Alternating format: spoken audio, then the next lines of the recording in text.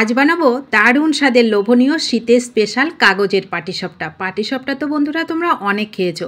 একবার বলবো এইভাবে কাগজের পাটিসাপটা তৈরি করে খেয়ে দেখো। কেন এটা কাগজের পাটিসাপটা সেটা নয়, তোমাদেরকে পরে জানাচ্ছি। এই একই পাটিসাপটার মধ্যে তোমরা দু রকমের স্বাদ পাবে। গরম গরম এক রকমের স্বাদ, আর ঠান্ডা হয়ে গেলে আরেক রকমের স্বাদ। এই খাবার একটা কেন 10টা খেলেও তোমাদের মন ভরবে না। খেতে খেতে প্লেটটাই খালি হয়ে যাবে, পেট ভর্তি হয়ে যাবে, কিন্তু মন ভরবে না। এতটাই লোভনীয় আর এতটাই সুস্বাদু এই পাটিসাপটা খেতে হয়। তো এটা তৈরি করতে তেমন কোনো উপকরণ লাগে না, খুবই সামান্য উপকরণ লাগে। প্রথমেই আমি যেহেতু পাটিসাপটা তৈরি করব তার জন্য পুরটা লাগবে খুবই সামান্য। দেখো আমি নারকেল নিয়েছি, তার সঙ্গে গুঁড়ো দুধ, একটু চিনি, মানে স্বাদ মতন চিনি দিয়ে সুন্দর করে মিশিয়ে নিলাম। নিয়ে এটাকে কড়াইয়ের মধ্যে দিয়ে হালকা করে ভেজে নেবো, চিনিটা গলা পর্যন্ত। আর নারকেলটা হালকা ভাজা হয়ে গেলে এটাকে নামিয়ে নেবো। খুব বেশি কড়া করে ভাজার কোনো দরকার নেই। তো ভাজা হয়ে গেল, দেখো পুরটা খুব কিন্তু কম, খুব সামান্য পুরে কিন্তু অনেকগুলো পাটিসাপটা হয়ে যায়। তো রেডি হয়ে গেল আমার দারুণ স্বাদের পুরটা। এবার হচ্ছে আমি পাটিসাপটা করার জন্য একটা ব্যাটার রেডি করব। তার জন্য এখানে দেখো 100 গ্রাম আতপ চাল আমি ভিজিয়ে রেখেছিলাম, সেটাকে ভালো করে ধুয়ে আমি মিক্সি জারের মধ্যে দিয়ে দিলাম। দিয়ে এবার এখানে যে জলটা আমি ব্যবহার করব সেটা একটু গরম জল ব্যবহার করব। অল্প একটু গরম জল দিয়ে এটাকে একেবারে স্মুথ করে পেস্টটা তৈরি করে নিয়েছি। মিক্সি জারটা ধুয়ে আরও একটু গরম জল দিয়ে মিক্সি জারটাকে ভালো করে ধুয়ে এর মধ্যে দিয়ে দেবো। এই ব্যাটারটা কিন্তু হবে একদম পাতলা, সেটা অবশ্যই খেয়াল করবে। তো আমি এবার স্বাদ মতন দিলাম লবণ। প্রথমে লবণ ছাড়া কোনো কিছুই খাবার সম্পূর্ণ হয় না স্বাদের। তো এইবারে আমি 1 চামচ স্বাদের ব্যালেন্সের জন্য চিনি দিলাম, আর 1 চামচ মতন ময়দা দিলাম। 1 চামচ ময়দা, বেশি নয় কিন্তু। 1 চামচ ময়দা দিলাম, ভালো করে ময়দাটাকে মেখে নিলাম। এই ব্যাটারের ঘনত্বটা একটু ঘন মনে হয়েছে, যার জন্য আমি আরও একটু জল দিলাম। জলটা কিন্তু উষ্ণ গরম জল, যতটা জল ব্যবহার করেছি পুরোটাই একটু হালকা গরম জল দিয়েছি। তো দেখো ব্যাটারের ঘনত্বটা একটু খেয়াল করে, একেবারে পাতলা হবে কিন্তু। দেখো তার চামচের গায়ে কিন্তু লেগে নেই, একদম হালকা একটা লেয়ার পড়েছে। তোমরা একটু খেয়াল করো, তাহলে বুঝতে পারবে।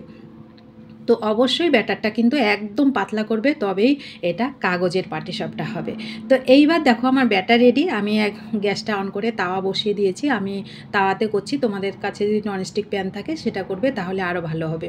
তো আমার কাছে নেই, আমি তাওয়াটা বসালাম হাই হিটে। তাওয়াটাকে ভালো করে আগে গরম করে নিয়েছি। তারপরে একটা পরিষ্কার কাপড় দিয়ে তাওয়াটাকে মুছে একটু হালকা তেল দিয়ে মানে তাওয়াটাকে হালকা করে মুছে দিয়েছি। এইবার গ্যাসটাকে একদম লো করে দিলাম। লো করে দিয়ে দেখো আমি কাজটা কিভাবে করছি। এই কাজটা একটু ধৈর্য নিয়ে করতে হবে। প্রথমে তোমাদের কাছে একটু ঝামেলার মনে হবে, কিন্তু খাবারের স্বাদটা যখন তোমরা পাবে তখন এই ঝামেলাটা তোমাদের ঝামেলাই মনে হবে না। তো দেখো আমি প্লাস চিহ্নর মতন এটাকে দিয়ে দিলাম। দিয়ে এবার উপর থেকে হালকা করে একটুখানি তেল, মানে কাপড়ের মধ্যেই আমি হালকা করে একটু তেল লাগিয়ে উপর থেকে দিয়ে দিলাম। দিয়ে দিতেই কিন্তু এটা উঠে যায়। তো আমি পুরটাকে দিয়ে দিলাম। পুরটাকে দিয়ে এইবার দেখো ফোলটা আমি কি করে করছি। এটা একটু ঝামেলার, আমি বলছি তোমাদের কাছে একটু ঝামেলার মনে হবে প্রথম যখন তোমরা করবে, কিন্তু খাবারের স্বাদটা যখন তোমরা পাবে তখন এই ঝামেলাটা তোমাদের মনেই হবে না ঝামেলা, মনে হবে যেন রোজ তৈরি করি। এতটাই মুখে দিলেই মিলিয়ে যায়। তো দেখো একটা হয়ে গেল, পরেরটাও আমি একইভাবে করব। গ্যাসটাকে কিন্তু অবশ্যই লো করে করবে, তবে তোমাদের হাতেও তাপ লাগবে না আর খুব সুন্দর তৈরি হবে। পরিষ্কার ন্যাকড়াটা দিয়ে ভালো করে মুছে দিলাম, তেলের ন্যাকড়াটা দিয়েও মুছে দিলাম ভালো করে। দিয়ে এইবার দেখো আমি আবার প্লাস চিহ্নের মতন করে এটাকে দিয়ে দিচ্ছি। এটা একটু কাছে নিয়ে করবে। এই যে দেখো এরকম করে একটা ব্রাশ দিয়ে, দুটো যদি ব্রাশ তোমাদের কাছে থাকে তাহলে আর কিন্তু পরিষ্কার কোনো ন্যাকড়ার ব্যবহার করতে হয় না। সাইড থেকে যে ছিটাগুলো পড়ে সেগুলোকে তুলে দেবে, আবার একটু তেল দিয়ে উপর থেকে একটু মুছে দেবো, খুব সামান্য কিন্তু, এটা কোনো রকম তেল ব্রাশ করার মতন। তো দিলাম, দিতেই কিন্তু কাজগুলো হয়ে যায়। এটা কিন্তু টাইমও লাগে না, 1 মিনিটও লাগে না একটা পিঠা তৈরি করতে। প্রথমে খুন্তি দিয়ে ভালো করে এটাকে উঠিয়ে নেবে, তারপরে এইভাবে এক হাতে চামচ ধরবে, এক হাতে খুন্তি দিয়ে এইভাবে ফোল্ড করে দেবে।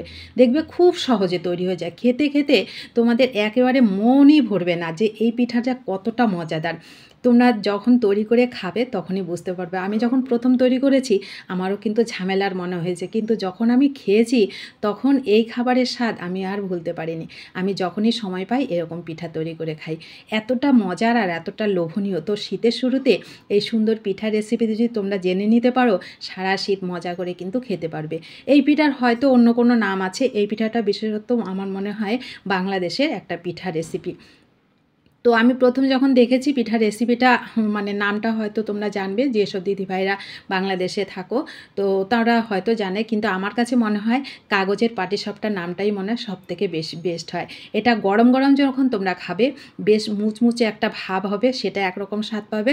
যখন ঠান্ডা হয়ে যাবে তখন একদম নরম সফট হবে, মুখে দিলেই মিলিয়ে যাবে। দু রকমের স্বাদ পাবে এই পাটিসাপটার মধ্যে। তো কেমন লাগলো রেসিপিটা তোমাদের কাছে? আশা করি ভালো লেগেছে।